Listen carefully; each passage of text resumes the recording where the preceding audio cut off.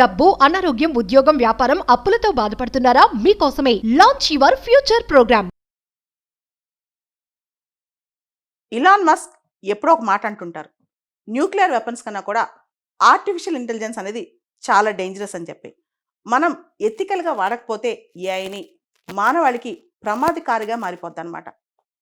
భారతదేశంలో reserve bank of India వాళ్ళు రీసెంట్గా దానికి సంబంధించి ఫ్రీ ఏఐ అనే ఒక కమిటీ వేశారు. ఈ ఫ్రీ అంటే ఏంటి? Framework for responsible ethical enablement of artificial intelligence అనమాట.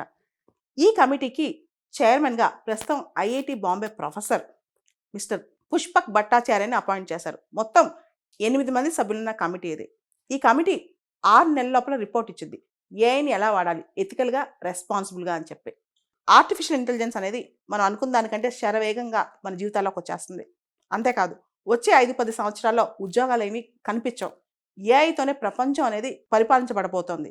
ఈ సందర్భంగా ఏఐ గురించి చాలామంది పెద్దవాళ్ళు కాషన్ చేశారనమాట. ఇక్కడ మనం కొన్ని గమనించాల్సింది ఏంటంటే, బ్రిటన్లో లాస్ట్ ఇయర్ బ్లెచ్లే పార్క్ డిక్లరేషన్ అని చెప్పి ఆర్టిఫిషియల్ ఇంటెలిజెన్స్ని ఏ విధంగా సేఫ్గా, సెక్యూర్గా వాడాలని చెప్పి బ్రిటన్ అప్పట్లో ఉన్న British prime minister Rishi Sunak అధ్యక్షతన ఈ బ్లెచ్లే పార్క్ డిక్లరేషన్ చేశారు. ఆ తర్వాత సియోల్లో, సౌత్ కొరియా క్యాపిటల్ సియోల్లో దీనికి సంబంధించి ఇంకొక సమ్మిట్ జరిగింది. ఏఐ సేఫ్టీ గురించి ప్రపంచవ్యాప్తంగా సమ్మిట్ జరుగుతున్నాయి. ఐక్యరాజ్య సమితి కూడా ఆర్టిఫిషియల్ ఇంటెలిజెన్స్ సేఫ్టీ గురించి ఇప్పుడు దృష్టి సారించిందనమాట.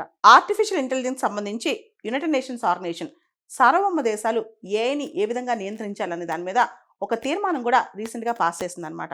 ఇకపోతే భారతదేశం విషయంలో AICTE, all India council for technical education వాళ్ళు ఇయర్ 2025ని ఏఐ ఇయర్గా గుర్తించారు.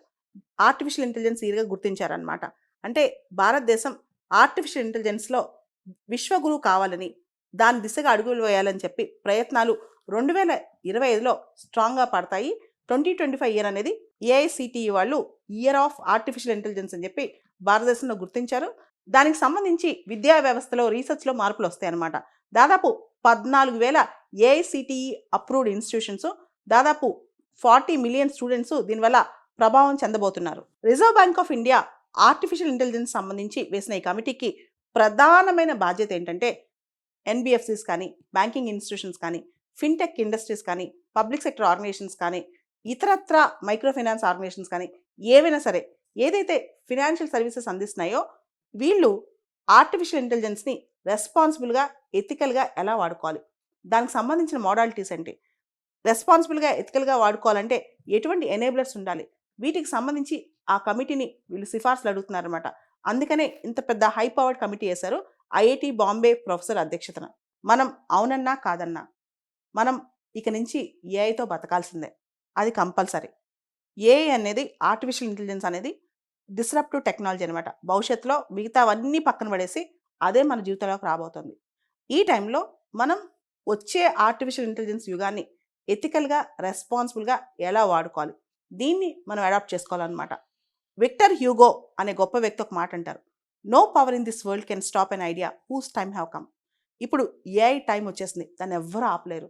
మనం ఇప్పుడు చేయాల్సింది దాన్ని ఆపడం కాదు, దాన్ని ఏ విధంగా ఎథికల్గా వాడుకోవాలి, రెస్పాన్సిబుల్గా వాడుకోవాలి, మానవాళి మంచికి వాడుకోవాలి, మానవాళ్ళని ముంచేయకుండా.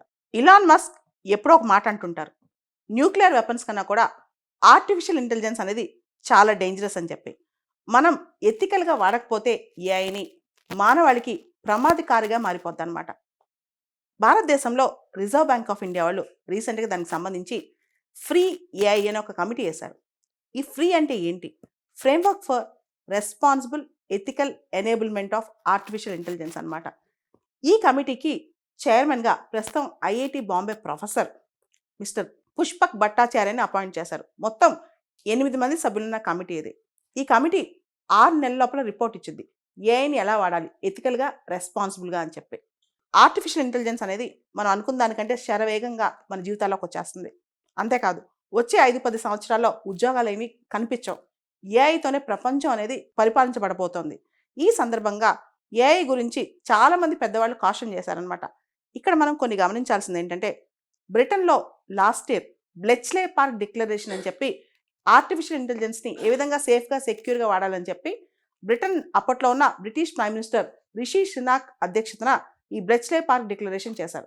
ఆ తర్వాత సియోల్లో, సౌత్ కొరియా క్యాపిటల్ సియోల్లో దీనికి సంబంధించి ఇంకొక సమ్మిట్ జరిగింది. ఏఐ సేఫ్టీ గురించి ప్రపంచవ్యాప్తంగా సమ్మిట్ జరుగుతున్నాయి. ఐక్యరాజ్య సమితి కూడా ఆర్టిఫిషియల్ ఇంటెలిజెన్స్ సేఫ్టీ గురించి ఇప్పుడు దృష్టి సారించిందనమాట. ఆర్టిఫిషియల్ ఇంటెలిజెన్స్ సంబంధించి యునైటెడ్ నేషన్స్ ఆర్గనైజేషన్ సార్వభౌమ దేశాలు ఏఐని ఏ విధంగా నియంత్రించాలనే దాని మీద ఒక తీర్మానం కూడా రీసెంట్గా పాస్ చేసిందనమాట. ఇకపోతే భారతదేశం విషయంలో AICTE, all India council for technical education వాళ్ళు ఇయర్ 2025ని ఏఐ ఇయర్గా గుర్తించారు. ఆర్టిఫిషియల్ ఇంటెలిజెన్స్ ఇయర్గా గుర్తించారనమాట. అంటే భారతదేశం ఆర్టిఫిషియల్ ఇంటెలిజెన్స్లో విశ్వగురువు కావాలని, దాని దిశగా అడుగులు వేయాలని చెప్పి ప్రయత్నాలు 2025లో స్ట్రాంగ్గా పడతాయి. 2025 ఇయర్ అనేది ఏఐసిటిఈ వాళ్ళు ఇయర్ ఆఫ్ ఆర్టిఫిషియల్ ఇంటెలిజెన్స్ అని చెప్పి భారతదేశంలో గుర్తించారు. దానికి సంబంధించి విద్యా వ్యవస్థలో రీసెర్చ్లో మార్పులు వస్తాయన్నమాట. దాదాపు 14,000 ఏఐసిటిఈ అప్రూవ్డ్ ఇన్స్టిట్యూషన్స్, దాదాపు 40 మిలియన్ స్టూడెంట్స్ దీనివల్ల ప్రభావం చెందబోతున్నారు. Reserve bank of India artificial intelligence సంబంధించి వేసిన ఈ కమిటీకి ప్రధానమైన బాధ్యత ఏంటంటే ఎన్బిఎఫ్సిస్ కానీ, బ్యాంకింగ్ ఇన్స్టిట్యూషన్స్ కానీ, ఫిన్టెక్ ఇండస్ట్రీస్ కానీ, పబ్లిక్ సెక్టర్ ఆర్గనైజేషన్స్ కానీ, ఇతరత్ర మైక్రో ఫైనాన్స్ ఆర్గనైజేషన్స్ కానీ ఏవైనా సరే ఏదైతే ఫినాన్షియల్ సర్వీసెస్ అందిస్తున్నాయో వీళ్ళు ఆర్టిఫిషియల్ ఇంటెలిజెన్స్ని రెస్పాన్సిబుల్గా, ఎథికల్గా ఎలా వాడుకోవాలి, దానికి సంబంధించిన మోడాలిటీస్ ఏంటి, రెస్పాన్సిబుల్గా, ఎథికల్గా వాడుకోవాలంటే ఎటువంటి ఎనేబులర్స్ ఉండాలి, వీటికి సంబంధించి ఆ కమిటీని వీళ్ళు సిఫార్సులు అడుగుతున్నారన్నమాట. అందుకనే ఇంత పెద్ద హై పవర్డ్ కమిటీ వేశారు ఐఐటి బాంబే ప్రొఫెసర్ అధ్యక్షతన. మనం అవునన్నా కాదన్నా మనం ఇక నుంచి ఏఐతో బతకాల్సిందే, అది కంపల్సరీ. ఏఐ అనేది, ఆర్టిఫిషియల్ ఇంటెలిజెన్స్ అనేది డిస్రప్టివ్ టెక్నాలజీ అనమాట. భవిష్యత్తులో మిగతావన్నీ పక్కన పడేసి అదే మన జీవితంలోకి రాబోతుంది. ఈ టైంలో మనం వచ్చే ఆర్టిఫిషియల్ ఇంటెలిజెన్స్ యుగాన్ని ఎథికల్గా, రెస్పాన్సిబుల్గా ఎలా వాడుకోవాలి, దీన్ని మనం అడాప్ట్ చేసుకోవాలన్నమాట. విక్టర్ హ్యూగో అనే గొప్ప వ్యక్తి ఒక మాట అంటారు, no power in this world can stop an idea whose time have come. ఇప్పుడు ఏఐ టైం వచ్చేసింది, దాన్ని ఎవ్వరూ ఆపలేరు.